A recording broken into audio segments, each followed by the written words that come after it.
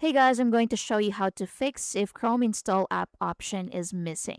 So first, make sure you're visiting a website that actually supports installation as an app. So the install app button only appears on websites that are built for or as progressive web apps, also known as PWAs.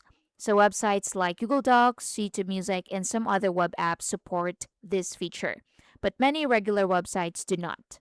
So let's say, for example, you want to install YouTube. So let's search for YouTube. So to install this as an app, what you need to do is to click the three dots in the top right corner, then scroll down to the bottom and go to Cast, Save, and Share. Now, under Cast, Save, and Share, you should see these options right here. Then look for Install YouTube. Click on that. Then click Install. And it should be installed to your laptop. Now, if the website supports app installation, but the option is still missing, so try looking at the right side of the address bar. So you should see an install button right here in the top right corner. Then click the icon to install the app and click install again to confirm the action. And that's it, super simple.